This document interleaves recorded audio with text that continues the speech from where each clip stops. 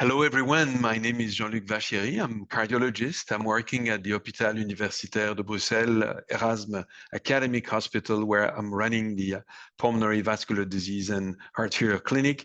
I would like really to thank from the bottom of my heart and my lungs, the European Lung Foundation for inviting me to share with you a couple of thoughts on the pulmonary arterial hypertension, the treatment for each cause. And we'll see that my talk is going to focus mainly on pulmonary arterial hypertension. I would like to thank the ELF because this is an important initiative for patient advocacy. Now, first of all, I would like to share with you a couple of financial disclosures with companies dealing with pulmonary hypertension. Now, if I'm thinking about the potential treatment for each cause and each, let's say, treatment group, I think it's important to come back to a couple of things that are really important in the distinction of the causes of pulmonary hypertension.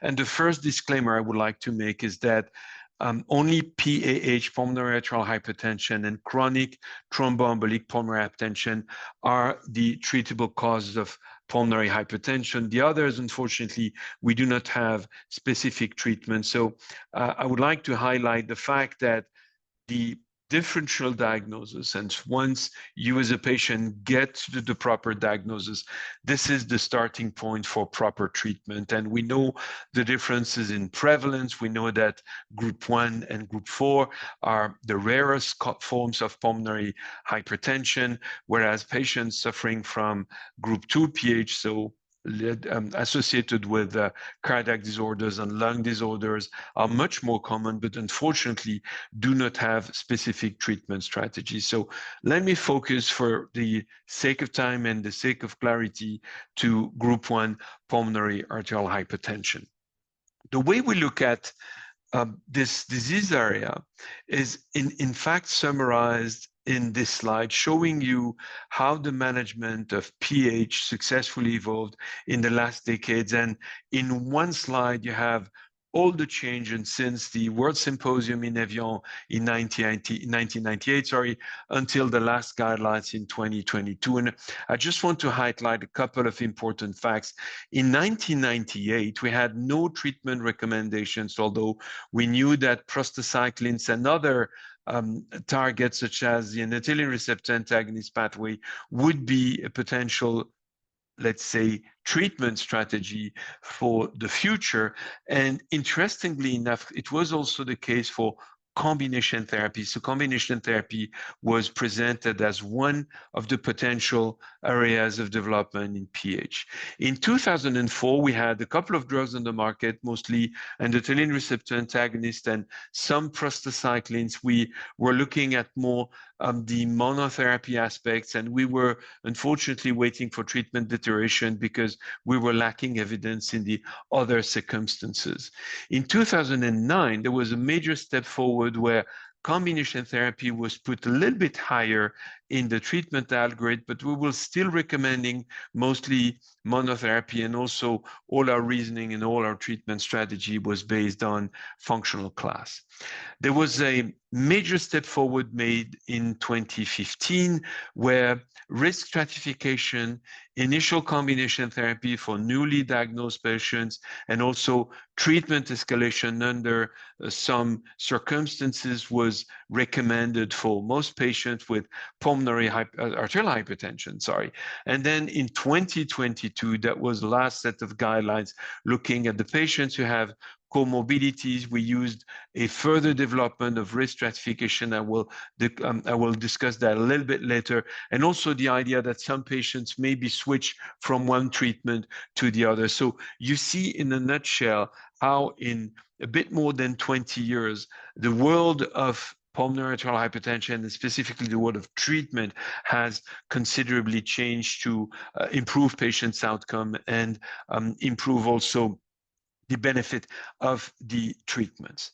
When you elaborate guidelines, and this slide may be a little bit complex, but it's showing you that we do rely on something that is called a scientific evidence and evidence-based medicine, in which we not only look at efficacy, but also safety. And this is derived from many, many clinical trials. And what you see here, this stops in 2019, but it's 41 trials, close to 10,000 patients being involved with various etiologies for PH and clusters of endpoint. An endpoint is how a patient feels, function, and survive. And this is something we look at. We look at some improvement that can be measurable.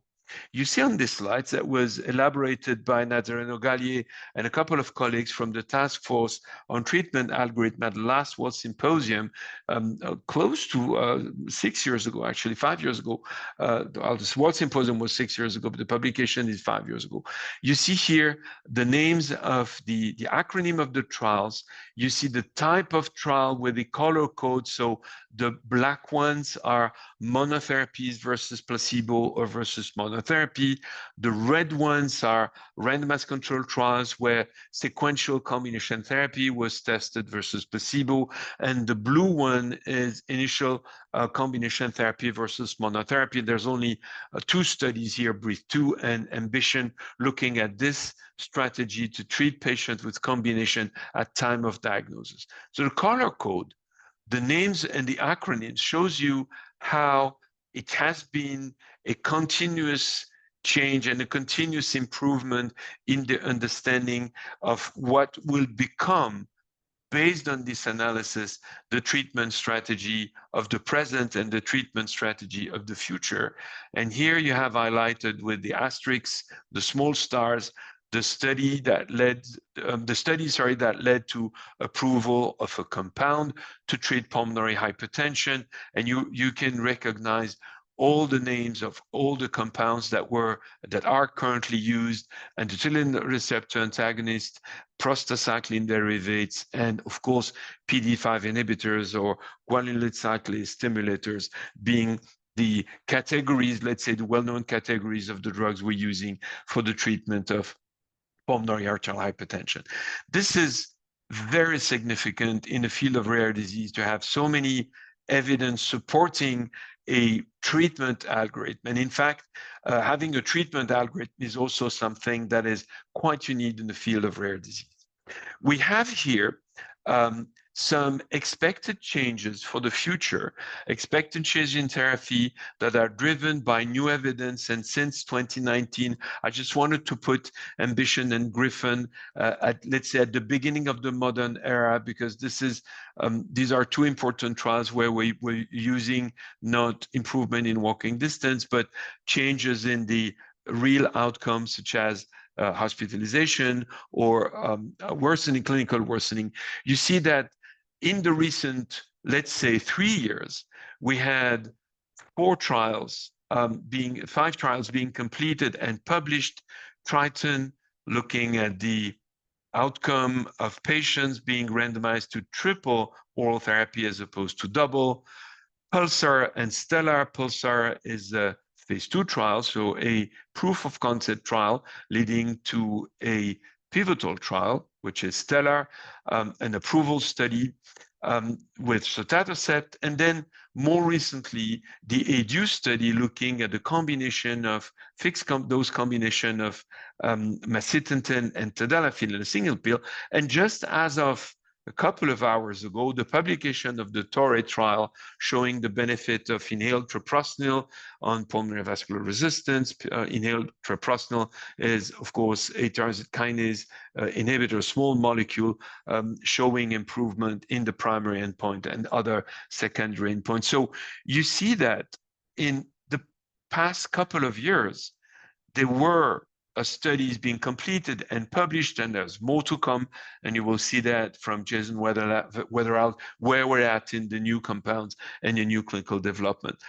But the essence of these trials and the results being published is that we have 2 new drugs being approved for the treatment of PH since the last guidelines, since 2022, sotatercept and a fixed dose combination of macitentan and tadalafil. Those 2 will have an influence on the future treatment strategy. And I will put them aside for the moment just to focus on what we have and just to show you what we have to treat every patient or everyone at any stage of the disease. Now, let's look at the step-by-step treatment algorithm. And the situation where we're at is that the evidence we have is mostly collected for patients with idiopathic pulmonary arterial hypertension, heritable pulmonary arterial hypertension, drug-induced drugs and toxin, and also in the forms with associated conditions such as connective tissue diseases. And mostly that's going to be in patients who have systemic sclerosis. We have the evidence on the benefit of this of this treatment strategy. It doesn't mean that other patients should be excluded, but it means that the majority of patients being included in trials do match with these categories. However, we do extend that to the other forms of PH, and that's very important for patients who have other conditions that do represent perhaps around 20% of the causes that are not covered in the clinical trials. I don't want to detail this too much. You can find the information very easily, and I'm sure that your healthcare providers and expert colleagues really discuss that for you as patients or patients advocacy groups. But I just want to set up a couple of things that are, I think, important to understand in the process of the treatment that should be accessible to all patients suffering from PH. The first step, and this is the general stepwise approach, the first step is to assess visual activity. This is very important in the cath lab to identify a small subset of patients who will have a disease that can be curable by identifying the responders to acute nitric oxide challenge, because those patients will receive a common treatment such as calcium channel blockers. And that's part of the setup of general measures. Importantly, it's not only about, let's say, the treatment of the underlying condition, but it's also how to behave in terms of exercise, in terms of counseling for flight, counseling for pregnancy, and a lot of things that are mainly extremely important to patients as they are with healthcare providers. Then the identification of the comorbidities, mostly the respiratory diseases and the cardiac disease that may also have an impact not only on the development of pulmonary hypertension, but also on the sense of well-being, on the quality of life, and perhaps sometimes on drug-drug interaction is very important. So patients who have too much comorbidities, too much respiratory comorbidities like emphysema or pulmonary fibrosis may end up having a different route than others.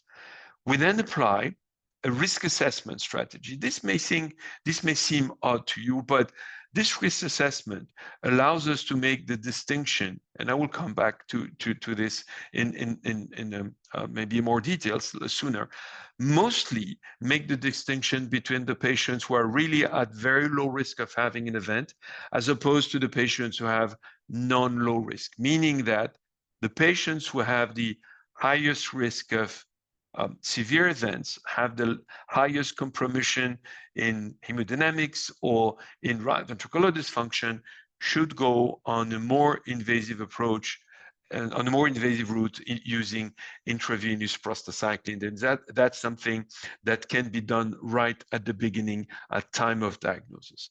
Then treatment is initiated. And of course, we don't want to let the patient stalling for too long. So there's a need to have this reassessment after a period of time between 3 and 6 months after treatment initiation, after which, based on the follow-up risk assessment, we will decide how to maintain, whether to switch or whether to escalate therapy to the next level. This is very important to bear in mind because this approach is very dynamic and will help you as patients and as caregivers to understand what is the purpose of the whole treatment strategy. In other words, we do not want to settle for less. We want to get everyone, every patient, every cause to the lowest risk possible. And this requires a regular reassessment of a patient's condition under a specific treatment. Let's look at the risk assessment at baseline. We're using this 3 strata. We don't want everyone to get that into details, but to understand that into the minute, the small details. But one of the things that I believe is the most important as a patient to understand is that we're basing our treatment decisions and we're relying on three steps of variables, or let's say three compartments. One is clinical. This is easy to measure, whether there are signs of right heart failure, what is the level of dyspnea or fatigue or shortness of breath. It's important in our assessment, and that's translated in the functional class. The second set of variables fall under the category of exercise testing. I mean, clearly, most patients will have dyspnea during exercise and mostly nothing at rest. So testing exercise is a way to assess disease severity, and that can be done by more a traditional way, that is 6-minute walking distance, but also we do cardiopulmonary exercise testing. The last part, the last category of variables we will collect is right ventricular function. The right ventricle is in the driver's seat for outcome, but also for symptoms, because this is what gives you the symptoms during exercise. It's how the right ventricle is going to cope with the increase in pressure during exercise. And that can be done by biomarkers, so drawing blood very simply, measuring NT-proBNP. It can be done by imaging. Echocardiography or cardiac MRI are very important tools to assess the level of severity of disease or the level of advancement of the disease. And of course, invasive hemodynamics, we do rely a lot, and we do need right heart cath at least at time of the first assessment, not only to establish the diagnosis, but also to start teasing out what is the severity of the disease of pulmonary arterial hypertension. That's for baseline. It seems to be quite complicated, but in fact, it's quite simple. At follow-up, it's even simpler. We're just looking at functional class, at walking distance, and at a biomarker that is BNP or NT-proBNP. And as a physician, we are able to divide the different categories and to see whether we had improvement in the risk category by making the distinction between the intermediate low and intermediate high risk. It's important here to make the distinction between low risk and intermediate low that may have a better prognosis, as opposed to intermediate high or high, in whom we would get probably the patient to have an intervention.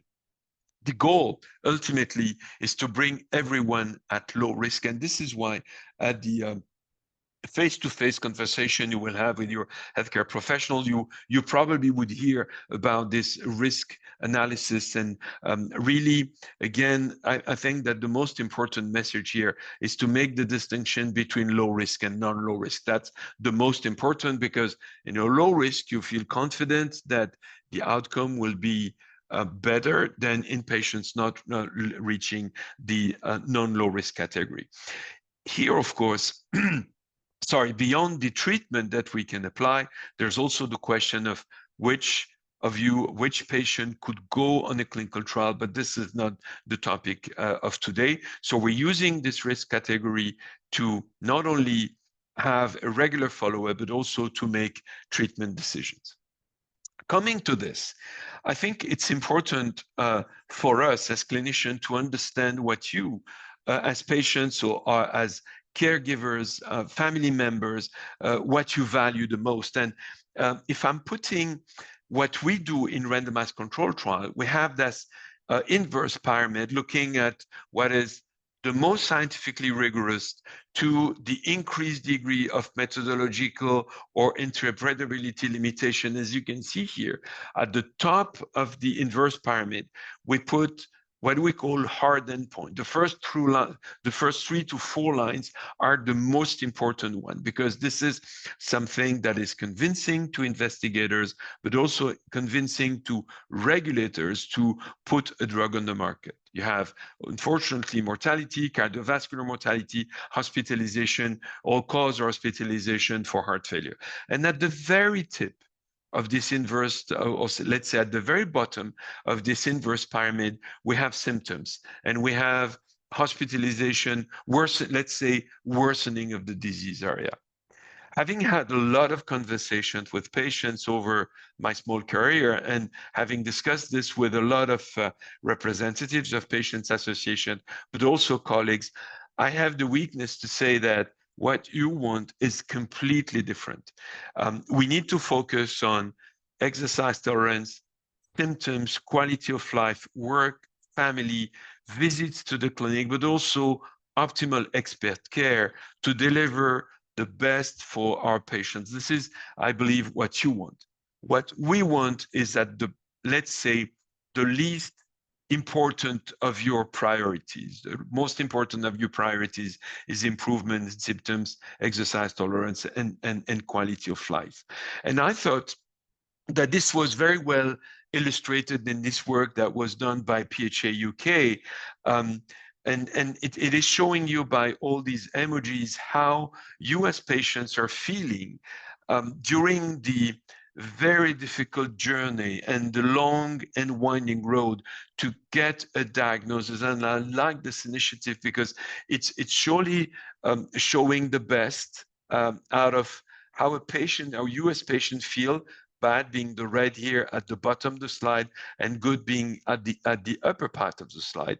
From the time you start to have symptoms, this period of uncertainty before getting the diagnosis, and now crossing this path of, let's say, having some improvement, where the focus is not on trying to understand what I have as a patient, but also trying to have an outlook into the future and how I will get my treatment right. And then you have a lot of questions coming up, like cost of the disease, work, employment, leisure, dealing with children or grandchildren, etc.